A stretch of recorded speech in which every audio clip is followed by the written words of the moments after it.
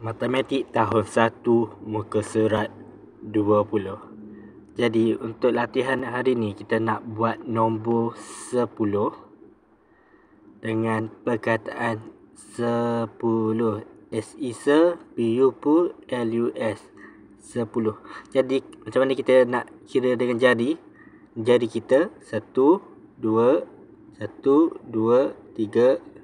Sekejap, 1, 2, 3, 4, 5, 6, 7, 8, 9, 10. 10 jari. Jadi dekat sini juga ada semut. Jom kita kira semut ni. Ada 1, 2, 3, 4, 5, 6, 7, 8, 9, 10. Jadi itu adalah 10. Jadi macam mana kita nak tulis nombor 10? Ni 1, kita tarik ke atas, ke bawah. Okey, lepas tu buat bulatan dari atas ke bawah macam ni, atas ke bawah macam ni.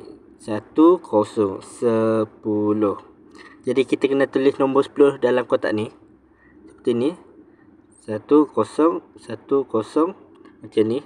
10, 10, 10, 10, 10. Okey, dah siap. Okey, lepas tu kita kena tulis perkataan 10 dekat sini.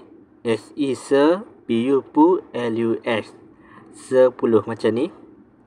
10. Okey, dah siap. Lepas tu kita kena tulis nombor 10 dalam kotak ni. Dan yang ni juga. Dan yang ni juga. Seperti ni. 10, 10, 10. Macam ni. 10, 10, 10, 10, 10, 10 dan 10. Okey, dah siap. Okey, lepas tu kita kena tulis perkataan 10 dalam garisan ni, garisan ni dan garisan ni.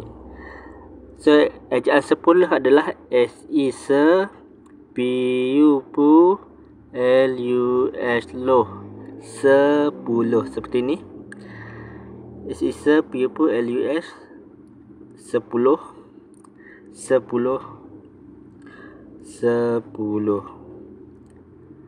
Okey, dah siap. Kita buat latihan muka surat 20 matematik tahun 1. Jadi ini adalah jawapannya.